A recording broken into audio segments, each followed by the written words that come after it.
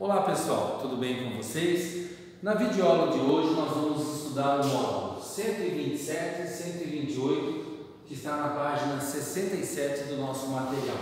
O tema de hoje, regra de 3 simples. Bom, vamos falar um pouquinho sobre regra de 3. Desde a primeira vez quando nós começamos a estudar grandezas diretamente e inversamente proporcionais, nós estudamos a quarta proporcional em uma das aulas anteriores. Bom, de certa forma nós já estávamos trabalhando com regra de 3. É que muitas vezes vocês já usavam o conceito, mas não sabiam o que era. Então presta muito atenção. Quando nós formos trabalhar com regra de 3 simples, normalmente nós estaremos trabalhando com duas grandezas. Algumas vezes metro, outras vezes tempo. Algumas vezes farinha, outras vezes açúcar, parafuso, hora. Então vamos trabalhar sempre com duas grandezas. Duas grandezas, regra de 3 simples. Para que a gente possa resolver uma regra de 3 simples, tem 3 passos muito importantes que vocês encontram na página 67 e eu tentei resumi-los aqui.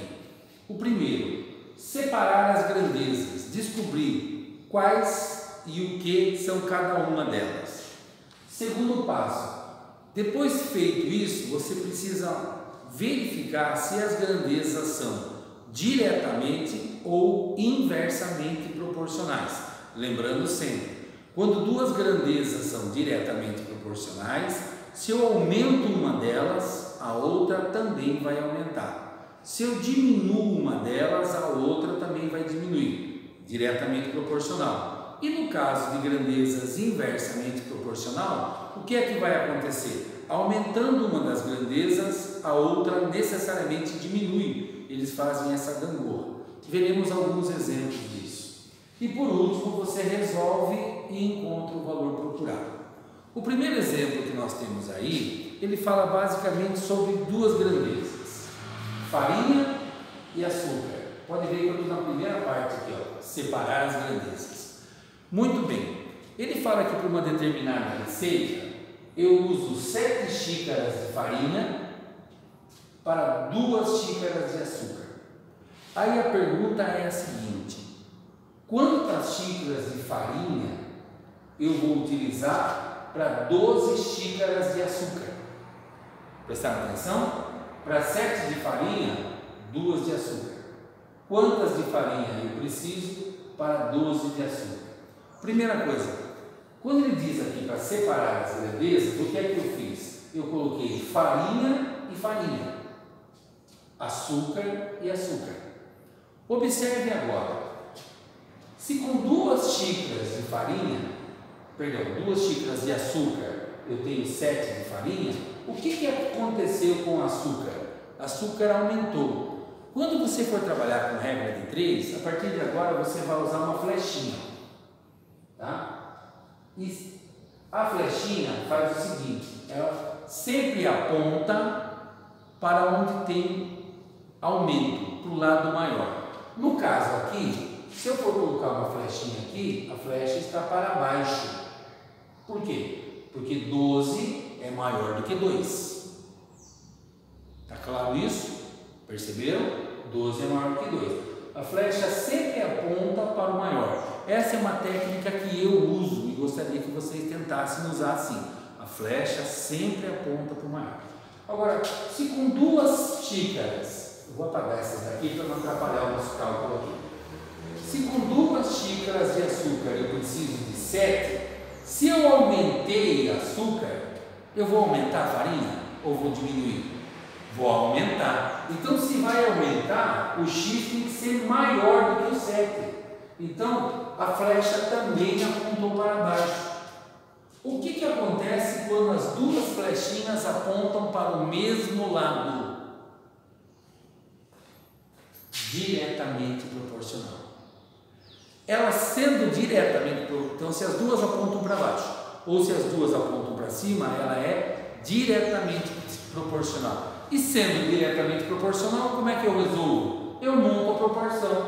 7 está para x, como 2 está para 12. E agora? O que é que a gente faz?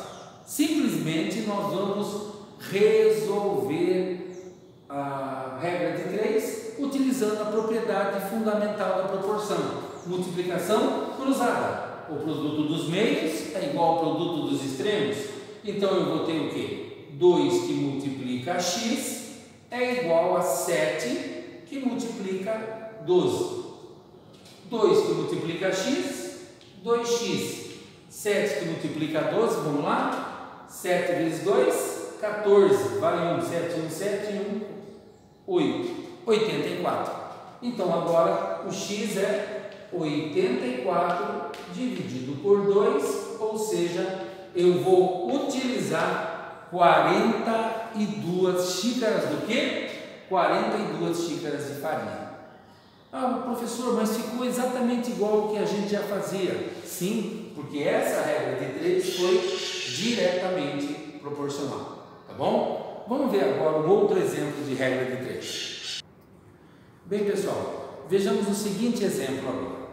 Imagine, que eu tenho duas grandezas agora, velocidade média e tempo.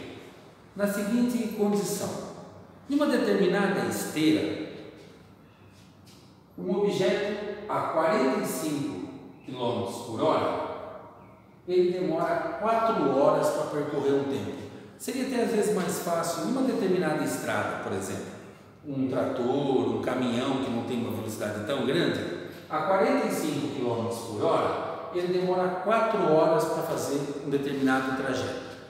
Se por acaso esse mesmo caminhão, trator, móvel, tivesse a 60 km por hora, quanto tempo ele demoraria para fazer o mesmo trajeto? Vejam, eu aumentei a velocidade. Só que vamos pensar, então a velocidade está aumentando para cá. Lembra da flechinha que eu falei para vocês? Sempre aponta para onde está aumentando. Pare para pensar assim: se eu ando devagarzinho, eu demoro um tempo. Se eu andar mais rápido, o que vai acontecer? O tempo vai aumentar também? Não, o tempo vai diminuir. Se o tempo aqui vai diminuir, ele vai ser menor que o 4. Se ele vai ser menor que o 4, a flechinha vai estar apontada para o 4. Então, são grandezas inversamente. Ó. Uma está aumentando, a outra está diminuindo. Uma está aumentando, a outra está diminuindo. Bom, como é que eu resolvo nessa situação? Observe que eu vou fazer o exercício errado e depois eu vou fazer ele correto. Se você fizer 45 está para 60, como 4 está para x, o que vai acontecer aqui?